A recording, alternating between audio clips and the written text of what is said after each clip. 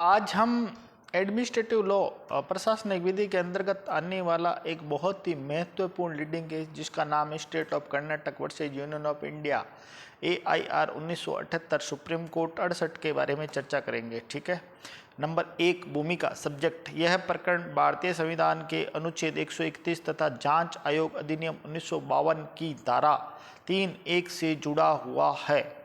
उसमें उच्चतम न्यायालय के समक्ष मुख्य विचारणीय प्रश्न ये था कि क्या एक ही मामले में केंद्र सरकार एवं राज्य सरकार दोनों ही जांच कराने की अधिकारिता रखती है। यदि इस संबंध में कोई अधिसूचना जारी की जाती है तो उसकी संवैधानिकता क्या होगी। तथ्य। मामले के तथ्य इस प्रकार है। कर्नाटक राज्य के मुख्यमंत्री और कुछ अन्य मंत्रियों के विरुद्ध भ्रष्टाचार, भाई भतीजावाद, पक्षपात एवं सरकारी शक्तियों के दुरुपयोग के आरोपों की जांच करने के लिए केंद्रीय सरकार द्वारा जांच आयोग अधिनियम 1952 की धारा 3 के अंतर्गत एक आयोग का गठन किया गया। पिटिशनर कर्नाटक राज्य द्वारा आयोग के इस गठन को संवैधानिकता को संविधान के अनुच्छेद 131 के अंतर्गत चुनौती देते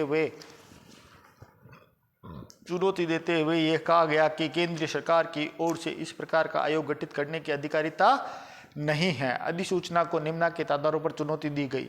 नंबर 1, संविधान के अनुच्छेद 131 के अंतर्गत केंद्रीय सरकार को उन विषयों पर जांच आयोग द्वारा जांच कराने का अधिकार नहीं है जो राज्य के विधायी एवं कार्यपालिका शक्ति के अधीन आते हैं। नंबर 2, अधिसूचना से संविधान की संज्ञात्मक प्रकृति को आघात पहुंचता है।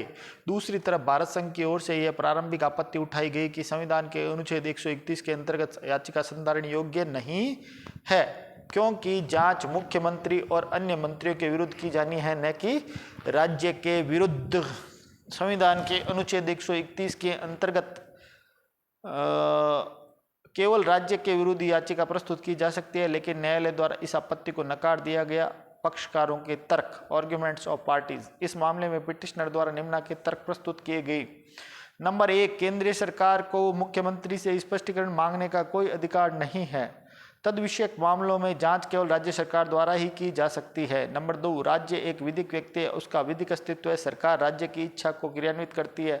नंबर 3, अधिसूचना से राज्य के विधिक अधिकारों का अतिक्रमण हुआ है तथा राज्य कार्य में व्यवधान भी उत्पन्न हुआ है। अनुच्छेद 226 के अंतर्गत केंद्र सरकार द्वारा की गई कार्यवाही असंवैधानिक और शक्तिबाह्य है, जबकि भारत संघ की ओर से निम्नलिखित तर्क प्रस्तुत किए गए थे। नंबर 1, केंद्र सरकार द्वारा जांच आयोग का गठन मात्र इसी मामले के लिए नहीं किया गया अपितु सभी राज्यों के विरुद्ध जांचों के लिए किया गया है। नंबर 2, स्वयं राज्य द्वारा इस मामले की जांच आयोग से जांच कराई गई थी, अतः ऐसी स्थिति में केंद्र सरकार ने जांच का आदेश देकर राज्य की इच्छा का समर्थन ही किया है। नंबर 3, केंद्र सरकार संविधान की 7वीं अनुसूची की लिस्ट 1, 2, 3 के अधीन सार्वजनिक हित के मामलों की जांच के लिए जांच आयोग बिठा सकती है। अनुसूची 7 की लिस्ट 2 व 3 की परिधि में आने वाले विषयों पर केंद्रीय व राज्य सरकार दोनों को जांच आयोग बिठाने का अधिकार है। नंबर 4, केंद्र सरकार की जांच आयोग गठित करने की शक्ति राज्य के मंत्रिपरिषद के सामूहिक दायित्व के सिद्धांत का उल्लंघन नहीं करती है। निर्णय। उच्चतम न्यायालय द्वारा दोनों पक्षों के तर्कों पर गंभीरता से विचार किया गया। न्यायालय द्वारा यह भी निर्धारित किया गया कि जांच आयोग अधिनियम 1952 के अंतर्गत केंद्रीय सरकार को सार्वजनिक महत्व के मामलों में जांच कराने के लिए जांच आयोग गठित करने का अधिकार है। मंत्रियों द्वारा अपने पदीय हैसियत में किए जाने वाले कार्य सार्वजनिक महत्व के होते हैं, अतः उनकी जांच आयोग द्वारा जांच कराई जा सकती है। भारत संघ का यह तर्क स्वीकार्य नहीं कि पिटिशनर संधारण योग्य नहीं है। राज्य एवं राज्य सरकार के बीच अंतर नहीं किया जा सकता। राज्य सरकार की याचिका राज्य की ही याचिका होती है। राज्य की शक्तियों का प्रयोग मंत्रियों द्वारा ही किया जा सकता है। मंत्रियों के कार्य राज्य के ही कार्य होते हैं, अतः ऐसी स्थिति में संविधान के अनुच्छेद 121 के अंतर्गत पिटीशन संधारण योग्य है। विधि के सिद्धांत। इस मामले में सुप्रीम कोर्ट द्वारा उच्चतम न्यायालय द्वारा विधि के निम्नलिखित सिद्धांत प्रतिपादित किए गए। नंबर 1, किसी एक ही विषय की जांच के लिए केंद्र सरकार एवं राज्य सरकार दोनों के समानांतर जांच आयोग गठित नहीं किया जा सकता है। नंबर 2, राज्य सरकार की ओर से प्रस्तुत याचिका राज्य की ही याचिका समझी जाती है।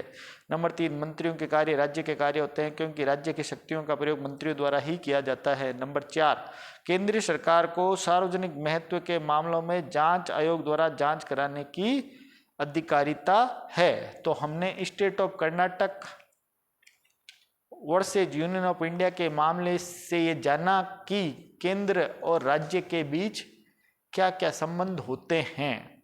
चैनल पर नए आए तो सब्सक्राइब करें, लाइक करें, शेयर करें, कमेंट्स करते रहे। साथ ही महादेव लॉ एकेडमी का लिंक डिस्क्रिप्शन बॉक्स में दिया गया, डाउनलोड करें। धन्यवाद। जय हिंद, जय भारत।